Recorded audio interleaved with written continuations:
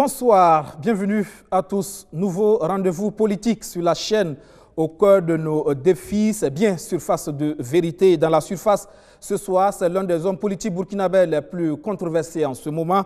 Ses sorties font mal et font l'objet de toutes les polémiques. Ancien chef de la diplomatie burkinabé, il est celui qui était au cœur de l'organisation des manifestations de l'opposition qui ont abouti à la chute du régime Compaoré. Le docteur Ablassé Ouedraogo, président du parti Le Faso Autrement, est dans le fauteuil blanc. Bonsoir, docteur. Et bonsoir, monsieur Guébré, et bonsoir à tous les amis, à tous les parents à travers le Burkina Faso, l'Afrique et le monde. Ablassé se porte bien. Merci de répondre à notre invitation. Alors, comme je l'ai dit, vous êtes un homme politique actuellement controversé dans vos sorties. Est-ce qu'il faut considérer cela comme des maladresses, comme certains veulent le faire croire, ou alors vous êtes incompris? Je vais vous faire une confidence, monsieur Guébré. Il y a beaucoup de gens qui pensent que faire la politique, c'est l'art de mentir. Malheureusement, Ablassé Ouedraogo, qui est devant vous, a une éducation et une culture. J'aime la vérité et je dis la vérité. Je ne vais pas obligatoirement dire ce qui plaît à tout le monde et je ne vais pas caresser dans le sens du poil. Ceci étant dit, c'est vrai que certaines fois, les gens considèrent que je suis en avance par rapport aux événements. Et je vais donner quelques illustrations. Au moment donc où c'était chaud, pendant le coup d'État manqué du 16 septembre 2015, j'ai proposé d'utiliser ce que j'ai vu ailleurs, le principe d'amnistie ciblée. Les gens ne m'ont pas compris. Aujourd'hui, si on avait utilisé ça, on n'aurait même pas besoin de faire le procès qu'on a aujourd'hui. Pendant la transition, j'utilisais le mot inclusion. À l'époque, personne ne voulait en entendre parler.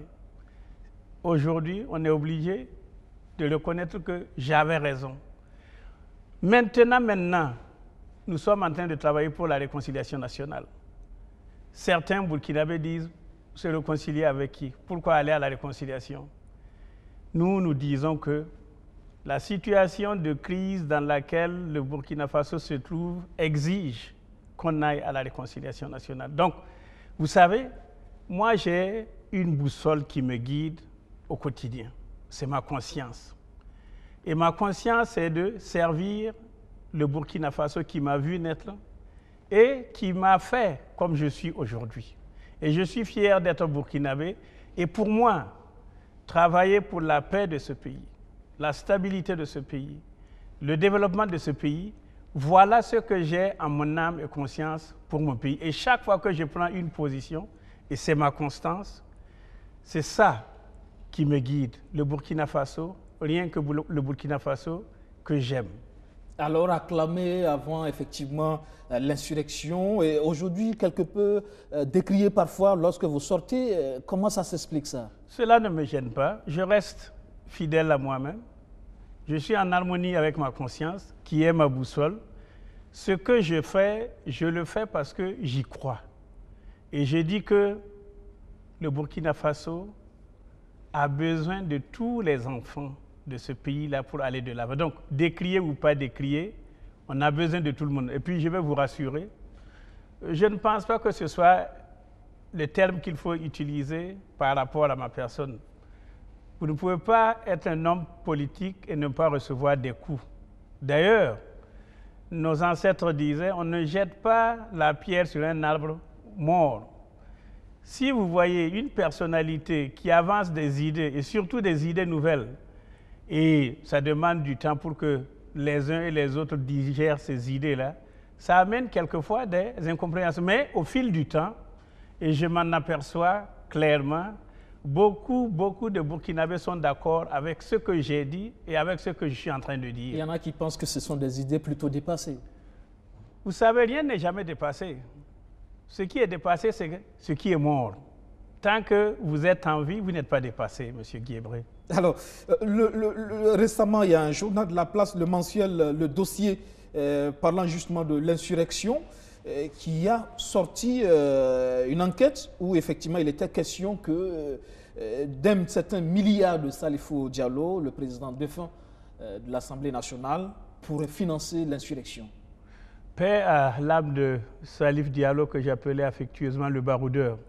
J'ai lu le journal et ça me conforte dans mes sentiments que l'insurrection d'octobre 2014, 30 et 31 octobre 2014, est une insurrection inachevée, est une insurrection confisquée. Et ce que le journal dit n'est qu'une révélation de ce que nous ne savions pas.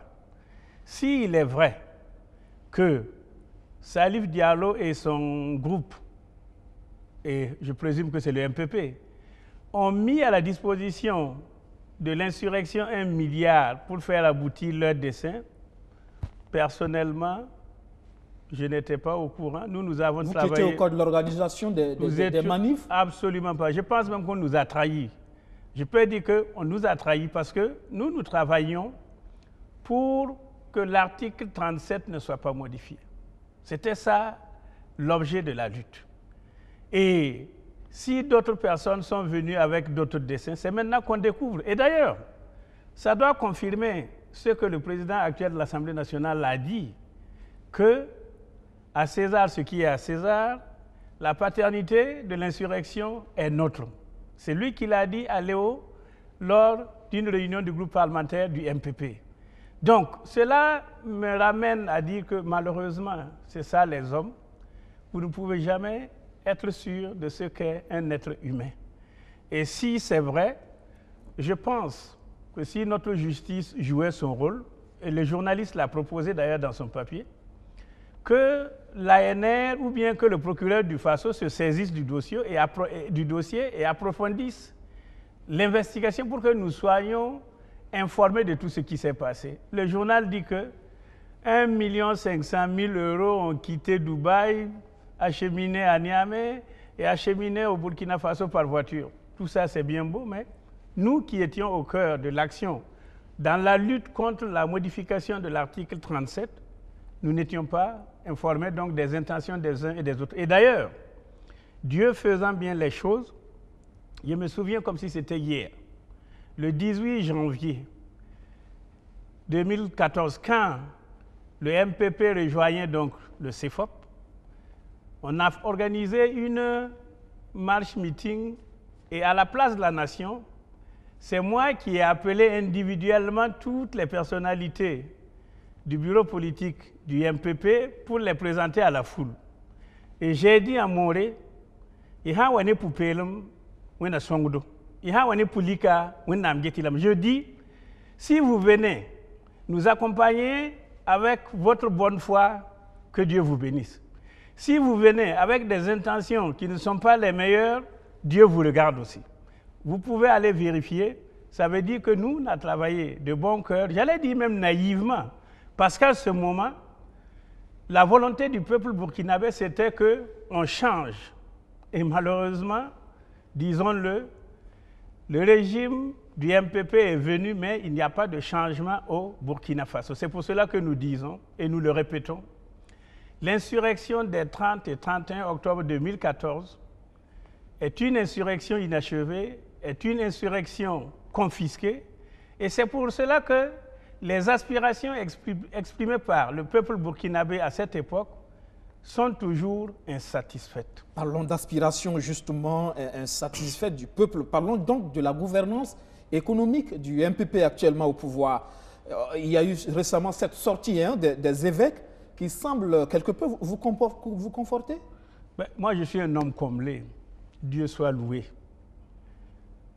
Allez dans le journal Le Pays de mardi dernier et vous verrez Ablassé Ouedraogo à côté des évêques du Burkina Faso. Je donnais une interview dans laquelle je dépeignais la situation de crise que nous vivons au Burkina Faso. Et la même analyse a été faite par les évêques de notre pays. Et vous savez, les évêques sont en général des personnes de réserve, sont réservés. Et s'ils ont pensé que c'était le moment de sortir leur message à Pâques pour dépeindre une situation des plus, j'allais dire, noires pour notre pays, cela me réconforte parce que depuis près de 3 ans, nous ne cessons pas de dire au gouvernement et au président Kaboré que le pays va mal, le pays va très mal. Et malheureusement, il n'y a pas une dynamique qui indique qu'il y aura, tu vois, un retournement dans la dynamique. Et c'est ça le drame. Et pourtant, dans la sortie effectivement des évêques, tout n'est pas forcément noir. Ils reconnaissent des avancées. Ils parlent par exemple du recul de l'impunité, d'une régression de la corruption, de la santé de la mère et de l'enfant, par exemple, un domaine où ils estiment qu'il y a eu des efforts. Oui, tout ce que vous dites là, c'est bien beau. Mais la réalité du Burkina Faso aujourd'hui, c'est que les Burkinabés tirent le diable par la queue. Les Burkinabés souffrent. Notre économie est exsangue. Il n'y a pas d'investissement, il n'y a pas d'activité, il n'y a pas de revenus, il n'y a pas d'emploi. Personne ne dira le contraire. Il n'y a pas de sécurité. Et j'espère que nous reviendrons sur l'insécurité au Burkina Faso qui est une plaie parce qu'à cause de l'insécurité, notre pays est presque isolé. Aucun investisseur ne veut venir au Burkina Faso parce qu'il a peur de tout perdre en venant investir ici. Le Front social, j'ai dit qu'il était vrombissant. Hier soir, j'ai failli verser des larmes quand j'ai vu les camions de marchandises de Ouara Inter jusqu'au niveau de Siao qui attendaient parce qu'il n'y avait pas de service au niveau de la douane à cause de la grève du ministère des Finances. Déjà que notre économie est par terre, au lieu que les gouvernants prêtent l'oreille attentive aux requêtes des travailleurs, on laisse faire comme si tout était normal. Mais à cette allure, vous savez ce qui va se passer, M. Guébré? Nous allons être tous asphyxiés. Le Front social gronde, l'insécurité est là, il n'y a pas d'économie. Qui peut me dire que le pays n'est pas en crise? Mais au niveau du MPP, on estime que tout ça, c'est une situation quelque peu qui ressemble à une sorte de complot pour empêcher le régime, effectivement, de dérouler son programme. Vous savez, disons les choses clairement. Ça ne va pas plaire à tout le monde. Ce régime de Kaboré, là, ils ne se sont pas préparés pour gérer le pouvoir. Ils ont tout fait. Ils ont lutté. Ils ont mis tous les moyens pour arriver au pouvoir. On parlait tout à l'heure du milliard que Salif a amené. Mais en arrivant au pouvoir, c'était simplement pour échapper à la justice. Moi, si j'avais été élu, les choses n'auraient pas pris cette direction-là. L'autorité de l'État est par terre. Rien ne marche. Tout simplement parce que Roch, qui se disait être la solution, qui se disait être la réponse, est aujourd'hui le véritable problème de notre pays. Ils n'ont pas de vision, ils n'ont pas de stratégie, ils n'ont pas de politique. On ne peut pas gouverner au 22e siècle là à tâtons. Ce n'est pas possible. Et pourtant, on nous a surtout présenté l'expérience qui devrait pouvoir jouer. Il y a Christian Kaboré, il y a Simon Compaoré, ce sont des hommes d'expérience. Malheureusement, si c'était pour l'expérience, ce n'était pas la peine de faire partir Blaise. Ils ont tous travaillé ensemble. Moi, j'ai été ministre des Affaires étrangères de Blaise Compaoré et de Roch Marc Christian Kaboré. Nous nous connaissons tous. Je vous dis, la malchance du Burkina, la poisse du Burkina Faso, c'est d'avoir cette équipe-là aujourd'hui au pouvoir.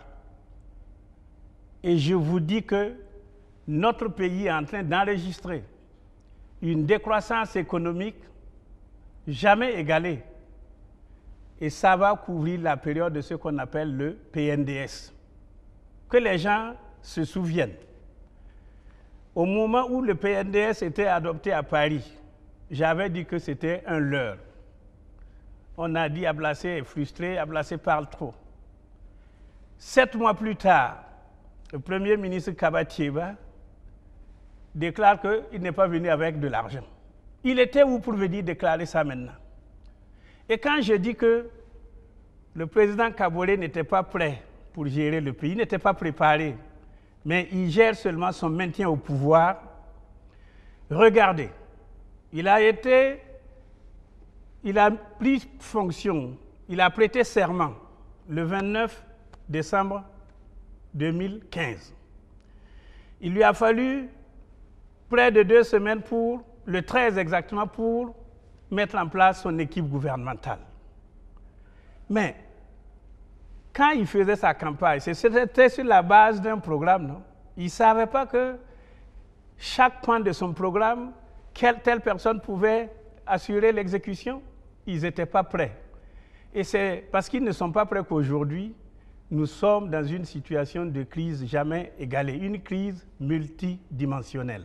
Alors vous dites que le Burkina va mal, vous parlez d'une rocosité assommante et tentaculaire. Récemment, il y a un ministre du gouvernement qui a claqué la porte, Tahirou Barry, et qui effectivement semblait avoir les mêmes analyses que vous finalement. Qu'est-ce qu'il faut finalement, est-ce qu'il faut craindre pour l'avenir du Burkina finalement avec cet exécutif? Parce qu'on a vu récemment qu'avec les derniers changements, le remaniement, c'est une nouvelle dynamique qui s'instaurait. Je vais vous dire une vérité. On ne peut pas cacher le soleil avec une main. Ce que le ministre Barry a dit, Tahirou, que je félicite d'ailleurs pour le courage, ce que les évêques du Burkina Faso ont donné comme message, ce que Ablassé Ouedraogo n'arrête pas de dire depuis près de 3 ans. Mais, écoutez, ça veut dire qu'il y a quelque chose qui ne marche pas. Que ceux qui sont au pouvoir, aux affaires, aient la modestie, l'humilité d'écouter et de se servir de ce qu'on leur donne comme conseil. Quand vous parlez de gouvernement qui a été reconduit, c'est un non-événement. Il y a eu des changements, tout le monde réclamait, beaucoup de personnes réclamaient le départ de Simo Compaoré de la sécurité. Il est parti. Aujourd'hui, il est ministre d'État auprès de la présidence du Faso. Je vais revenir sur le cas du ministre d'État Simo Compaoré. Mais en attendant, je vous dis que ce gouvernement, la remanié, était un non-événement. Tout simplement parce que on n'a pas apporté quelque chose de nouveau. Ils n'ont pas de stratégie. Il y a une queue de jouvence. Ils n'ont pas de vision. Ils n'ont pas de vision, ils n'ont pas de stratégie, ils n'ont pas de politique. Il y a une queue de jouvence. Vous pouvez amener... Il y a des jeunes qui suivent. Vous pouvez amener même des bébés qui sont plus jeunes. Mais si vous n'avez pas de vision, si vous n'avez pas de direction, ça ne peut pas marcher. Et je dis ici, pour un pays comme le Burkina Faso, avec la situation difficile que les populations sont en train donc de vivre, ce gouvernement de Roch Kaboré Kaba-Thiéba est un gouvernement pléthorique. On devrait prendre l'exemple du Bénin, et je dis qu'au jour d'aujourd'hui, on peut gérer le Burkina Faso avec une équipe de 20 à 22 personnes, pas plus. Vous savez, quand l'équipe est trop élargie, c'est difficile que les gens travaillent en équipe. Quand vous avez une équipe resserrée et que tout le monde comprend la vision et les objectifs que vous avez fixés, là, les choses se déroulent de la plus belle manière. Malheureusement, comme il s'agit de récompenser les uns et les autres qui ont contribué donc à leur arrivée au pouvoir, et comme ils ne sont pas préparés pour gérer le pouvoir, mais pour gérer leur maintien au pouvoir, mais on est obligé de, comme vous dites là, de donner satisfaction ici. Surtout que, malheureusement pour le président Kaboré, il est sous l'influence de la rue. On ne gouverne pas par la rue, on ne gouverne pas par le populisme, on ne gouverne pas dans la démagogie. C'est s'asseoir, se chatouiller et pour rigoler. Malheureusement, c'est au détriment de la population. Et nous souhaitons, et je reprends ce que mon ami Tahirou Barry a dit, que le président Roch Kaboré est entouré par un feu de brousse. Mais c'est quelqu'un qui est entouré par un feu de brousse et le feu continue de brûler. Et il est toujours couché dans le feu. Qu'est-ce qui va lui arriver? 2 choses. Ou il reste dans le feu, ou il s'échappe. Il s'échappe. L'un dans l'autre, ce n'est pas pour la stabilité de notre pays. Il y a effectivement, vous parlez d'effectifs pléthoriques, il y a effectivement ce portefeuille du ministre d'État Simo Compaoré qui a quelque peu suscité la polémique également, ministre d'État auprès de la présidente du Faso. C'est pertinent? Je vais vous dire une chose. Aujourd'hui, et malheureusement c'est la réalité, regardez toutes les nominations qui ont été faites depuis que Roch est en place. Beaucoup sont des nominations de complaisance, des nominations de copains et de coquins, des nominations de récompense. Je pense qu'après 2 ans d'exercice du pouvoir, on devrait changer de cap. Mettre les compétences qui peuvent amener notre pays à sortir du trou dans lequel nous sommes. Si mon comparé ministre d'État, qu'est-ce que ça apporte à Roch de plus ou de moins? Qu'est-ce que ça lui apporte? Il a déjà un haut représentant, il a des conseillers. Qu'est-ce que Simon, ministre d'État, sans portefeuille, auprès de la présidence, lui apporte? La seule chose que Simon lui apporte, c'est l'augmentation du coût de fonctionnement de l'État. Et vous n'êtes pas il y a ce journal récemment, effectivement, le mensuel, le dossier, qui a fait effectivement un article sur ce que vous êtes en train de dire, sur le bâtiment dans lequel est logé, effectivement. C'est un immeuble. C'est un immeuble parce que c'est mon voisin.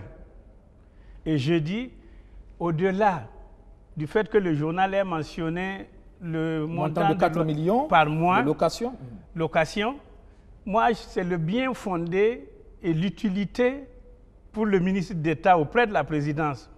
J'allais dire le ministre délégué à la présidence, qu'est Simon Compaoré, de sortir de l'enceinte de Kosiam pour aller chercher un bâtiment où il veut prendre son autonomie.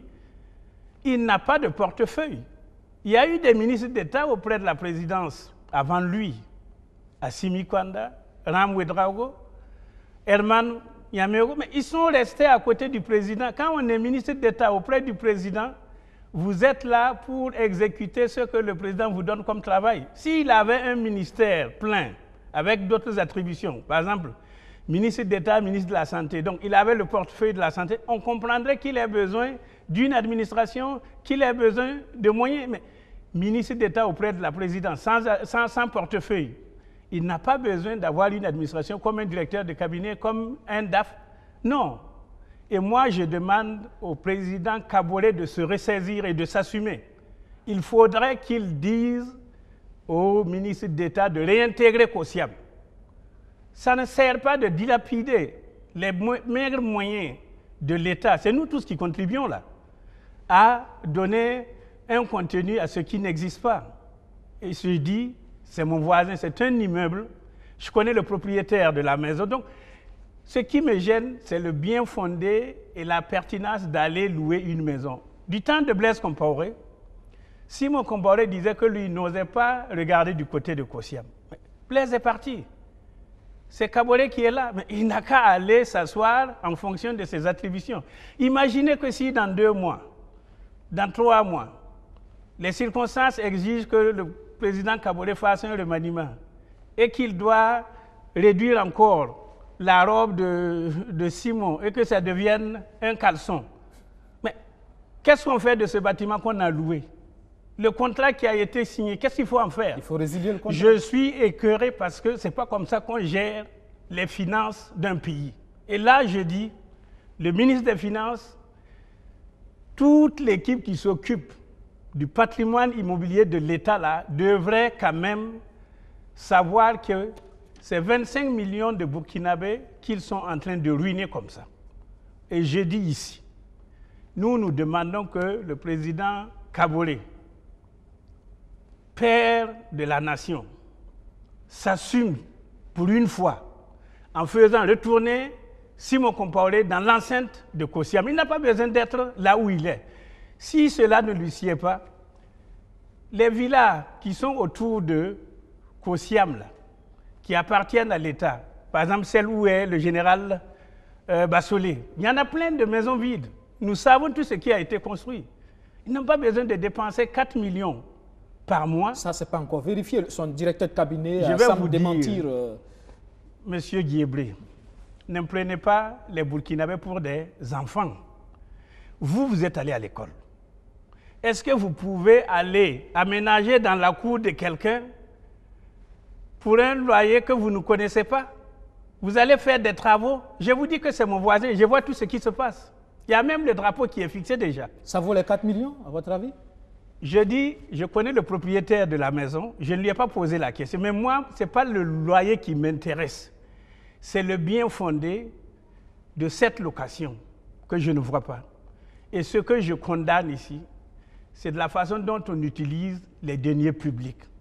Quand les gens, admettons que ce soit les 4 millions, sur une année, ça fait 12 mois, c'est combien? 4 millions par 12, c'est 48 millions. Si on doit rester là-bas pendant les 2 ans qui restent, 96 millions, vous ajoutez l'électricité, vous ajoutez tous les frais qu'il y a, vous allez dépenser combien? Combien depuis cet argent-là peut creuser? Combien d'écoles ce montant d'argent-là peut construire? Je dis, le pays est en crise. Travaillons à sortir de la crise. Ne faisons pas du gaspillage.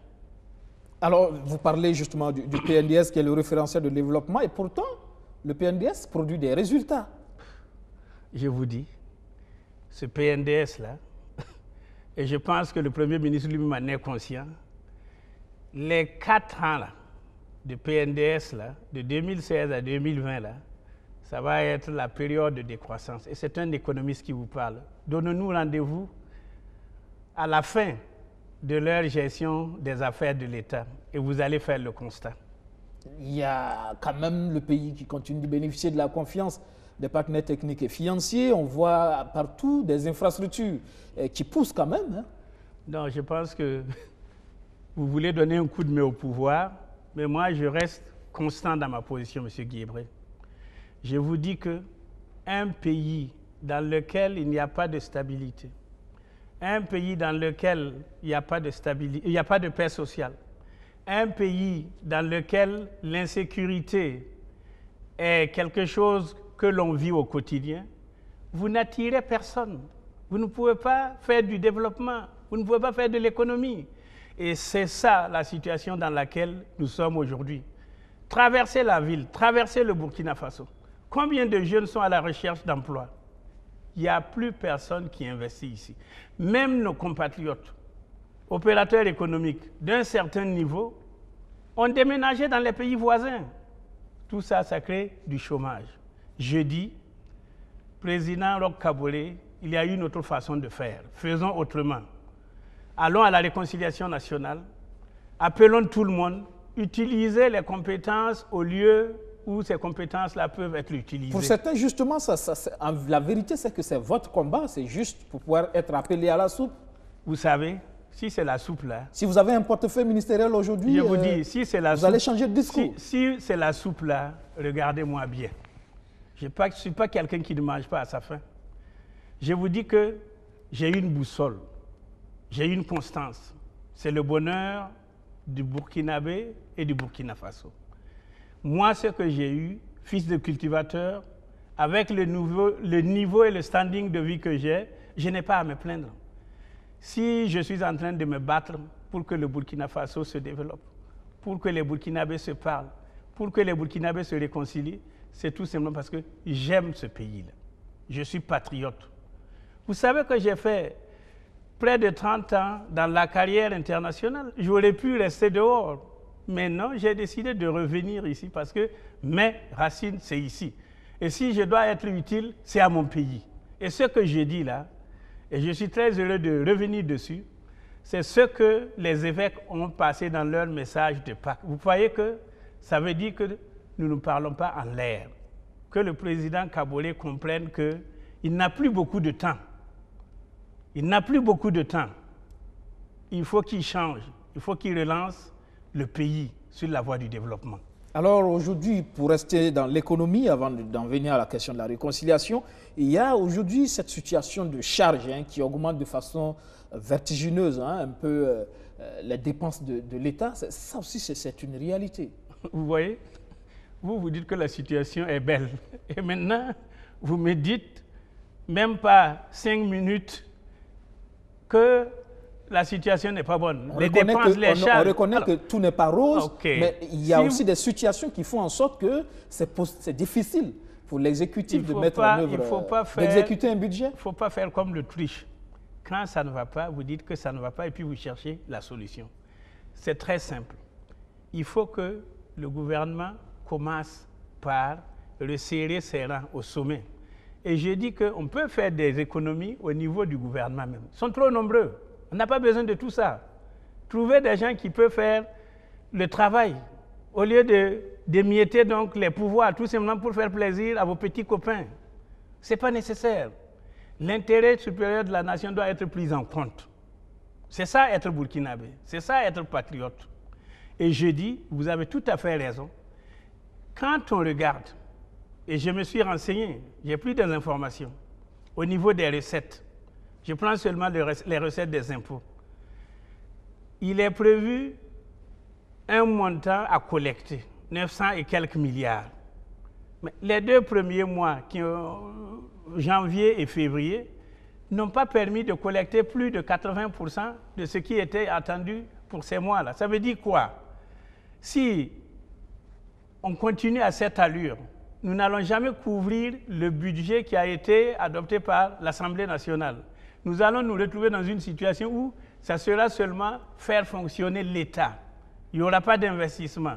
Il n'y a pas de développement. Alors, s'il n'y a pas d'investissement, s'il n'y a pas de développement, vous ne pouvez pas créer d'emplois, vous ne pouvez pas créer de revenus. Ça veut dire quoi? On va directement tout droit dans le mur. C'est ce que nous voulons éviter à notre pays. Il y a d'ailleurs un déficit de quelques 400 milliards à combler, mais effectivement, la question de l'investissement se pose puisqu'on est à faire là un budget de consommation. Il y a aussi ce débat sur les fonds communs avec quand même cette sortie de la ministre de l'économie, des finances et du développement, Roselyne Coulibaly, à l'Assemblée nationale. Beaucoup ont apprécié quand même sa sortie, considérée comme un courage. On l'a vu là, une dame de poing. Pour certains, c'est d'ailleurs le garçon de ce gouvernement. Je vais vous rassurer. Je connais bien Roselyne. Je connais le travail à l'Assemblée nationale pour avoir été un député. Moi, j'ai dit, cette guerre du fonds commun, là, c'est une guerre de pauvres. Au lieu que les gens, et c'est ça les 3 M que nous avons découvert pour tous les Burkinabés, on est méchants, médiocre et mesquin. Aucun Burkinabé ne veut que l'autre gagne quelque chose. Quand vous commencez à monter, tout le monde se met à vous faire descendre. Cette histoire de fonds communs, là, ça ne date pas d'aujourd'hui.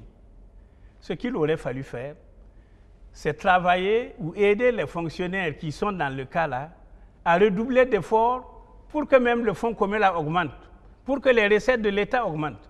Mais cette histoire de fonds communs, ce n'était pas ce niveau, ce n'était pas ce volume. C'est la ministre elle-même qui a fait changer les choses. C'est elle qui a admis d'autres fonctionnaires dans cette catégorie de fonds communs. Elle-même, elle perçoit le fonds commun, non? Elle ne perçoit pas. Elle a quand même le courage de dénoncer le fait. Je vous dis une chose, si elle voulait régler le problème là, ce n'est pas à l'Assemblée qu'il fallait aller comme ça. À l'Assemblée, vous avez la commission des finances. Ce sont eux qui préparent le budget. Commencez déjà à parler là-bas. Maintenant, vous arrivez à l'Assemblée, vous sortez ça comme si c'était quelque chose de nouveau. Non, le fonds commun existe. Et ce que j'ai déploré tout à l'heure, par rapport à la grève donc, de la coordination des syndicats du ministère des Finances, combien l'État a perdu pendant ces 2 jours de grève? Et combien l'État va continuer de perdre? Combien de Burkinabés, transporteurs, opérateurs économiques ont perdu pendant ces 2 jours de grève? Vous croyez que c'est comme ça qu'on redresse l'économie d'un pays? Je dis non. Encouragez les gens à produire, augmenter leurs revenus, et c'est comme ça que vous allez voir le pays redémarrer. L'économie est très simple. Travaillez sur la croissance. En économie, si vous donnez, vous recevez. Prenons le cas d'un salarié. Vous créez l'entreprise paye des impôts. Le salarié paye des impôts. En allant consommer dans les boutiques, vous payez la TVA. C'est comme ça que l'économie tourne. Mais si vous êtes dans un pays où il n'y a pas d'emploi, il n'y a pas d'entreprise, il n'y a pas de salaire, vous voulez qu'on fasse comment? Mais tout le monde est en train de mourir. C'est ce qu'il faut éviter au Burkina Faso. Ici, c'est une question d'équité qui est posée par rapport à cette question de Encore une fois, M. Guébré, c'est la guerre des pauvres. C'est quand on n'a pas qu'on envie les autres. Et je dis, travaillons qu'il y ait des fonds communs pour tout le monde. Tous les secteurs là, travaillons que l'économie du Burkina Faso permette qu'on donne un fonds commun à toutes les structures. Et vous allez voir que ça va marcher. En attendant, au niveau de l'exécutif, on vous pose un problème de soutenabilité. Si on me pose le problème de soutenabilité, comme vous dites là, c'est tout simplement parce que l'État ne produit rien. Et à terme, ce qui va se passer, c'est que l'État ne sera même plus en mesure d'assurer ses charges de fonctionnement. C'est ce que la ministre des Finances voit et craint. Sinon, dans la plateforme revendicative des syndicats là, du ministère des Finances, le fonds commun n'est pas dedans. Le fonds commun n'est pas dedans. Mais présentez ça, comme vous le dites aussi, vous mettez à la vindicte populaire les pauvres fonctionnaires du ministère des Finances. Je dis, ce pays-là nous appartient tous. Travaillons ensemble, main dans la main, produisons davantage. Et vous allez voir que la vie va être la meilleure ici au Burkina Faso. Alors, parlons de justice, de réconciliation nationale avec ce procès du putsch qui traîne le pas. En tout cas, on est encore dans les questions de forme, pas encore dans les questions de fond. Mais comme on le dit, la forme tient le fond en l'état. Mais il y a aujourd'hui que le doute pour les avocats de la défense, c'est qu'il y a un problème. On risque de se retrouver dans un procès qui ne soit pas équitable. Alors, on a vu cette succession, 14 avocats se sont déportés du dossier. Et 12 inculpés n'ont pas de défenseurs. 12 accusés n'ont pas d'avocats. Non, je pense que la situation, c'est celle que nous avons déjà décrite. À la fin du procès, on va dire tout ça pour ça. Vous n'y attendez pas grand-chose? Absolument rien. La justice classique, c'est une justice coûteuse. C'est une justice qui prend du temps. C'est une justice qui n'apaise pas les cœurs. C'est une justice qui augmente les déchirures et les divisions. Prenons seulement la durée. Le procès a été ouvert il y a 5 semaines maintenant, le 27 février. Il a été refermé et réouvert le 21 mars. Refermé aujourd'hui pour jusqu'au 9 mai. Écoutez, si vous vouliez qu'on avance, les avocats de la défense ont demandé qu'on leur donne 2 mois pour qu'ils fassent venir les témoins. Et c'est bien leur droit de faire venir les témoins. On a refusé de leur donner cette possibilité. Aujourd'hui, on suspend pour un mois. Et quand les avocats avaient demandé, je crois il y a 15 jours. Alors, 15 jours plus un mois, c'est quoi? C'est déjà 1 mois et demi. Qu'est-ce qui manquait? C'était 15 jours encore. Admettons qu'on reprenne le 9 mai. Je ne préjuge de rien. Avec des avocats commis d'office. Des avocats commis d'office. Ces avocats-là vont demander un temps pour lire et comprendre le dossier. Et le dossier, c'est 5000 pages. Quel être humain qui peut lire 5000 pages en moins d'une semaine? Ce n'est pas possible. Ça veut dire quoi? On va prolonger. Et comme je dis, si c'est la justice classique qui doit régler les problèmes de justice au Burkina Faso, il faudra près de 5000 ans. Et vous savez, 5000 ans? Oui, c'est-à-dire que c'est impossible. Ablassé, c'est un homme qui aime la justice. Ablassé n'aime pas l'impunité, contrairement à ce que les gens pensent. Vous pouvez aller fouiller mes dossiers. Je n'ai jamais été mêlé à aucun crime économique, crime de sang ou une quelconque malversation. De justice transitionnelle dont vous parlez, la justice transitionnelle, ça, c'est encourager peut-être l'impunité pour certains. Absolument pas. Je vous dis une chose, M. Guillebré, de grâce. Le Burkina Faso est dans une situation de crise. Et la situation donc de ce procès-là va amener le Burkina Faso à sortir comme le plus grand perdant. Le problème, c'est qu'il faut qu'on sache toute la vérité dans cette affaire. La vérité, tout le monde veut la Comment vérité. Les tractations se sont menées, on sait qu'entre-temps, à un moment donné, il y a eu des accords sous l'égide du Moro Naba. Il faut qu'on sache toute la vérité. Je vais venir. Dans la justice transitionnelle, la vérité est au début du processus. C'est pour cela que dans le mémorandum que nous avons remis à mes propres chefs de l'État, et c'était le mardi 13 février 2018, et qui est un mémorandum que nous mettons à la disposition de la nation, il est dit que nous avons plusieurs formats de justice. Mais la justice qui permet de régler le problème au niveau de la communauté, au niveau global, au niveau collectif, c'est la justice transitionnelle qui est proposée. Ça ne veut pas dire qu'on met de côté la justice classique. Mais la justice classique, justement, qui s'occupe ou qui s'intéresse à la vérité et à la justice, ne couvre que les besoins de l'individu. Ici, ce qui est important pour notre pays, c'est la nation tout entière. Et je dis encore une fois, la justice classique, la justice à l'occidentale, celle que nous connaissons là, est une justice coûteuse. C'est une justice qui prend trop de temps. Et nous sommes dans une situation où on n'a plus de temps. Nous sommes en crise.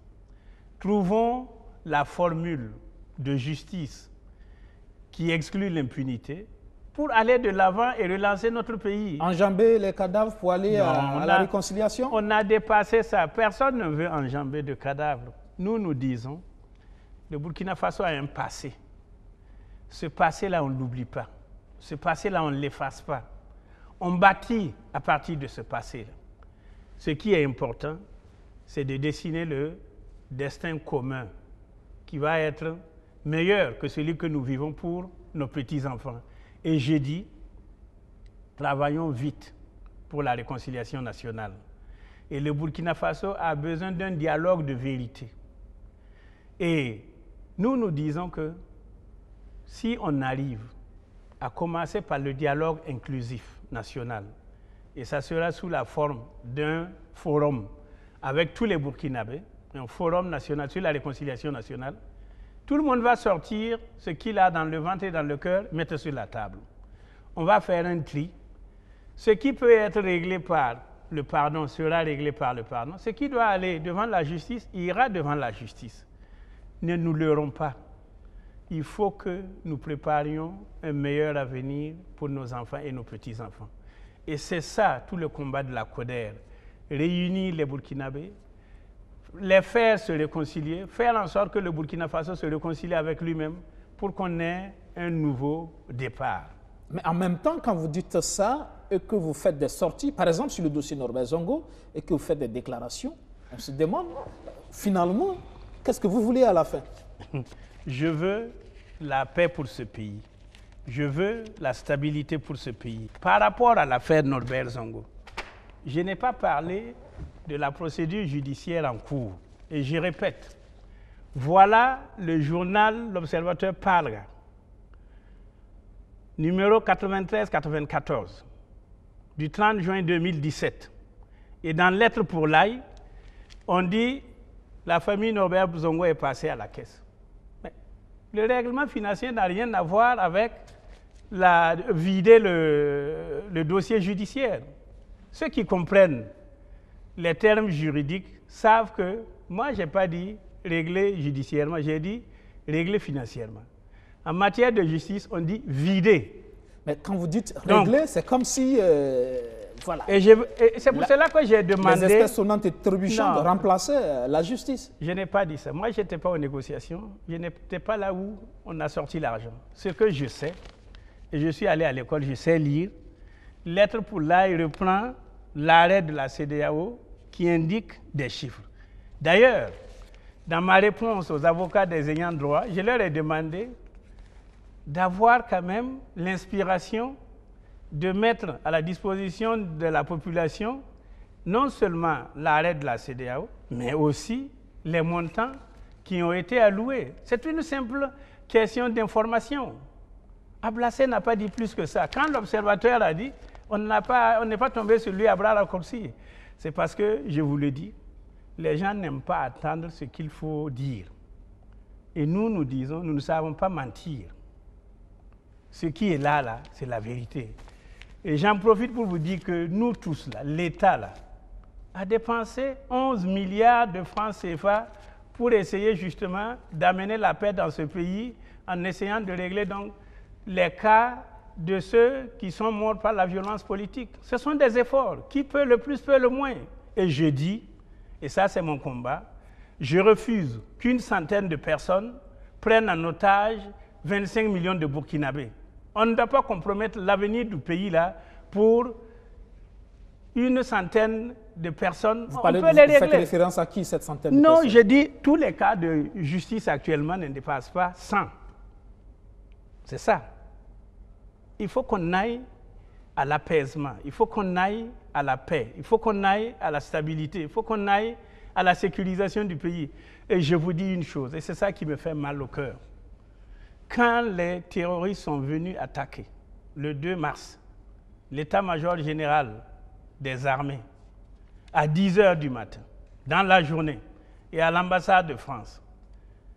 Mais qu'est-ce que cela veut dire? Ça veut dire tout simplement que les Burkinabés sont divisés. Les Burkinabés ne se parlent pas.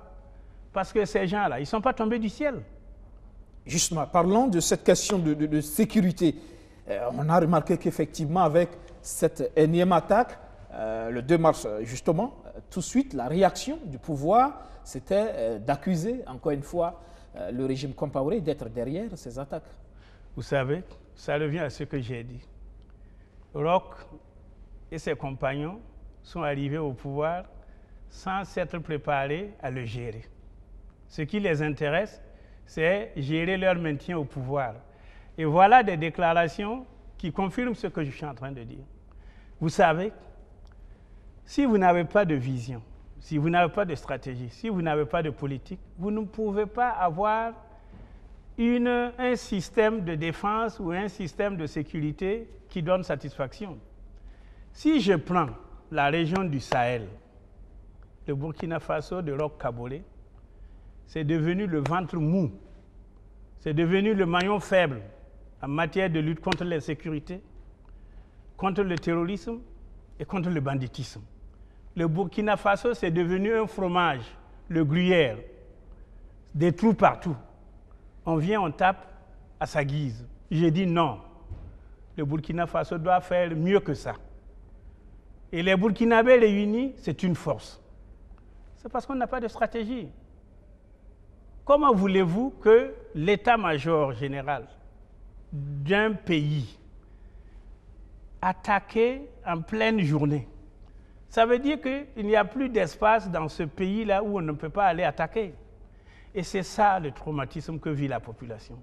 C'est ça la hantise que vit la population. Personne n'est plus en sécurité ici. Et c'est pour cela que j'ai dit, pauvre économie du Burkina Faso, en insécurité, on ne fait pas du développement. En insécurité, on ne fait pas d'investissement. Et c'est ce que nous vivons. Nous, nous disons, reprenons-nous. Nous sommes des hommes capables, des femmes capables. Unis, nous pouvons régler nos problèmes. J'ai l'impression que le gouvernement Kaboré s'assoit sur le G5 Sahel pour faire notre défense et notre sécurité. Mais le G5 Sahel est un outil encore en cours de construction. Les financements même ne sont pas encore assurés. On dit, quand vous êtes assis sur la natte du voisin, vous êtes assis par terre. Moi, l'appel que je voudrais lancer au président Kaboré sur la sécurité, c'est qu'il fasse un choc, qu'il prenne des décisions, qu'il remette nos forces de défense et de sécurité en confiance, qu'il remette tous les Burkinabés en confiance entre eux. Vous savez, un peuple qui est lézardé, un peuple qui est divisé, les ennemis pénètrent et font leur lit. C'est ce que nous vivons actuellement. Quelque chose doit être fait. Et si j'avais été à sa place, le 2 mars, l'attaque a eu lieu à 10 h. À midi, j'aurais vérifié avec l'état-major si la place pouvait être visitée. Je serais allé au milieu de mes hommes pour leur redonner confiance. Le Premier ministre y était. 2 jours après. Ce n'est pas le même jour. Mieux. En ce moment, on était encore dans le feu de l'action, c'est risqué. Mieux. Je n'aurais pas fait le voyage que le président Kaboré a fait en Inde pour des questions d'énergie solaire. Il a un premier ministre, il a un haut représentant, il a un ministre de l'énergie et nous avons un ambassadeur à New Delhi. Il faut savoir choisir ce qui est important pour la vie de la nation. Moi, j'aurais annulé ce voyage. Et je dis, il faut que le président Roch Kaboré se réveille et prenne conscience qu'il doit s'assumer et qu'il prenne conscience qu'il n'a plus beaucoup de temps. On a déjà consommé la moitié de son parcours et rien n'est là. Qu'il se réveille, en même temps, parler de cette question sécurité, les évêques en parlaient, mais derrière aussi, c'est une question aussi de mobilisation de l'ensemble des Burkinabés autour de la cohésion. Est-ce que vous pensez aujourd'hui qu'effectivement, cette réconciliation tant souhaitée, qui doit porter le leadership, est-ce qu'il faut effectivement recourir à ces leaders coutumiers religieux pour effectivement impulser cette dynamique? Il faut que ce soit clair dans la tête de tout le monde. Le président du Faso est le garant constitutionnel de l'unité nationale. Dans cette capacité, c'est lui qui a la responsabilité de faire la réconciliation nationale dans notre pays.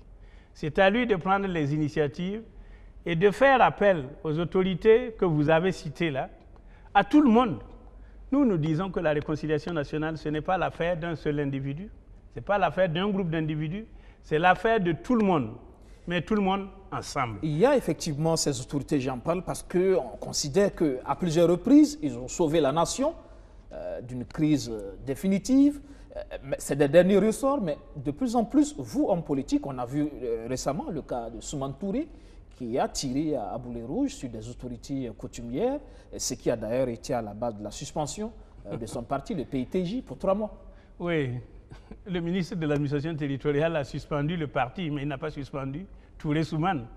Et tout le monde connaît le président, non, le secrétaire général du PITG. Moi, je suis allé le voir pour comprendre. Et je dis que tout ce qu'il a dit par rapport au moi aussi, je ne suis pas d'accord. Le ministre de l'administration territoriale a utilisé les textes en vigueur pour sanctionner le parti. Mais je vois 2 écueils. On remet en cause la liberté d'opinion. Et moi, ce qui me gêne, c'est qu'aucun des concernés dans le papier de Soumane n'a porté plainte. Ce qu'on a fait, on a donné à Soumane encore une possibilité d'avoir une publicité. Quand vous écoutez l'extérieur, on dit, mais Ablassé, chez vous, on suspend encore des partis. Mais ça, c'est du Moyen-Âge. Mais la liberté doit être encadrée. La liberté va être encadrée, mais il y a des règles. Il y a des textes. Non, je dis, si par exemple, ceux qui sont incriminés dans le papier de Touré Soumane vont devant la justice et portent plainte, c'est leur droit. Maintenant, la justice va le condamner. Je dis, le ministère de l'administration territoriale a utilisé les textes à sa disposition pour prendre cette mesure. Mais cette mesure ne va rien amener parce que c'est simplement le parti qu'on a sanctionné, ce n'est pas Touré Soumane. Soumane a la liberté aujourd'hui de se lever, de convoquer une conférence de presse en son nom, et il dit ce qu'il veut. Où on va? Je condamne tout ce qui est qui ressemble à de l'ethnicisme, à du régionalisme, qui a tendance à utiliser la religion pour diviser les uns et les autres. Ça, tout le monde le sait. On vous a reproché les mêmes faits il y a quelques temps. Non, moi j'avais dit tout simplement que j'étais Mouara. Personne ne peut me dire que je ne suis pas Mouara, que je suis musulman. C'est mon identité, ça. Je n'ai rien dit de plus. Et d'ailleurs, quand j'ai été auditionné, j'ai été blanchi. Il n'y a rien eu. Donc, ce qu'il a dit, tout le monde connaît Soumane. C'est ça sa nature. Il a dit pire qu'avant, mais il n'est pas le seul. Je pense qu'on ne doit pas faire du 2 poids 2 mesures. Il y a des partis dont des représentants ont fait des déclarations beaucoup plus fortes que ce qu'il a dit. Et je prends seulement Yamba Malik, du MPP, qui disait qu'ils vont accompagner Roch Kaboré avec des fusils et des arcs, des machins. Ça, c'est l'appel à la guerre. Il y a, je le cite, mais il est décédé, le feu Salifou Diallo, qui disait qu'il fallait qu'ils arrivent au pouvoir, sinon on allait à la guerre civile. Tout ça, ce sont des propos. Moi, je dis, un pays, ça se gère. Ça se gère quand vous avez l'autorité. Mais ici, l'autorité est tombée par terre, malheureusement. D'accord. On est en fin d'émission, on va parler un peu de diplomatie avant de conclure. Effectivement, vous parlez tout à l'heure de cet effectif pléthorique du gouvernement, du gouvernement Thiéba. Alors, la scission du département de la diplomatie, par exemple, là, il y a eu d'un côté le ministère dirigé, les affaires étrangères, la coopération dirigée par Alpha Bari, et puis il y a l'autre ministère qui vient d'être créé pour les Burkinabés de l'extérieur. Vous savez, ça dénote encore d'un manque de vision dans la gestion de notre politique étrangère. Moi, j'ai géré les affaires étrangères et je sais de quoi je parle. On est en République. Le ministère des Affaires étrangères est un département de souveraineté. Tout ce qui a comme rapport entre notre pays et l'extérieur, c'est le canal du ministère des Affaires étrangères qu'on utilise. Donc, je ne vois pas l'utilité d'avoir 2 ministères pour un même portefeuille, 2 ministres pour un même portefeuille. Parce que le ministre des Affaires étrangères a la responsabilité des Burkinabés et de leurs biens qui vivent à l'étranger, qui vont à l'étranger. C'est le seul ministère qui est connu internationalement. On ne connaît pas de ministère des Burkinabés de l'étranger dehors. Et s'il y a une action à entreprendre, c'est bien le ministre des Affaires étrangères qui va conduire cette action-là. Et puis, le malheur pour nous, c'est qu'on dirait que les gens ne sont pas allés à l'école. On nomme 2 ministres de même niveau dans un même département. On aurait nommé le ministre des Burkinabés de l'étranger, ministre délégué ou secrétaire d'État, pour qu'il y ait quand même une différence. C'est faisable, c'est jouable. Mais là, vous avez une situation où ils vont se marcher sur les pieds. Imaginez que le ministre chargé des Burkinabés de l'étranger veut avoir son personnel qu'il faut prendre donc de l'ensemble du ministère des Affaires étrangères. Encore une fois, on augmente la charge de l'État. Et j'ai dit au président Roch Kaboré, ce n'est pas comme ça qu'il faut gérer notre diplomatie. Ramener le ministère sous la responsabilité d'une seule personne. Et c'est d'ailleurs lui qui est le responsable de la politique étrangère de notre pays, le président du Faso. Le ministre ne fait qu'exécuter la politique édictée par le président du Faso. Donc, j'ai dit, ça c'est incongru d'avoir créé ce ministère-là. Et je connais bien Paul Robert parce que ce sont des gens qui ont travaillé avec moi. Et je me dis qu'il ne doit pas être à l'aise là où il est. Mais malheureusement, il faut le dire encore, comme il faut les compenser les uns et les autres, qui est pénalisé, c'est le pays encore une fois. Voilà. OK. On est en fin d'émission, comme je l'ai dit. Pour 2020, c'est déjà prochain. Vous voyez encore le MPP vainqueur? Moi, je vous dis, le Burkina Faso, là, Dieu l'aime. Allons seulement. Les Burkinabés décideront en temps opportun. Et vous, Ablassé Ouedraogo, le Faso autrement, candidat en 2020, il y en a qui pensent que vous devez maintenant prendre votre retraite politique. Moi, je me confie à Dieu. J'ai un destin. Ce que Dieu me dit de faire, c'est ce que je fais. Ablassé est encore en bonne santé. Ablassé a ses facultés mentales encore intactes. Rien ne l'empêche de servir son pays. Donnons le temps au temps et voyons ce que Dieu décidera pour lui. On est en fin d'émission, vous connaissez le principe. Vous allez nous dire ce que vous pensez de Simon Compaoré. On se connaît, mais je trouve qu'il en fait trop. Il en fait trop et il pourrait s'arrêter. D'accord. Paul Kabatieba? Vous voulez que je vous fasse mon évaluation? Paul Kabatieba, Roch Kaboré, toute leur équipe là. Et nous avons traversé la Haute-Volta, le Burkina Faso. On a eu la chance de voir tous les différents gouvernements. C'est le plus nul des gouvernements que notre pays ait jamais eu. On mérite mieux que cette équipe-là. Pour terminer, Roch Christian Kaboré, justement. Y compris, lui-même. Je pense, et on se connaît, j'ai été son ministre des Affaires étrangères quand il était Premier ministre. C'est un homme très gentil. Mais il ne faut pas seulement de la gentillesse pour gérer un pays. Il faut de la vision, il faut de la fermeté, il faut de l'autorité. À la limite, même, il faut glisser vers être dictateur. On ne peut pas faire comme il fait. Et je pense qu'il doit se ressaisir. Il doit se ressaisir parce qu'il risque d'être trop tard pour lui. Merci, Ablassé Ouedraogo, d'être passé dans le fauteuil blanc ce soir. J'espère que je ressors blanc de ce fauteuil. Merci. Mesdames, Messieurs, je recevais pour vous le docteur Ablassé Ouedraogo, président du parti Le Faso Autrement. Merci à toutes et à tous de nous avoir suivis et excellent sur le programme sur la chaîne Au Cœur de nos défis. Bonsoir.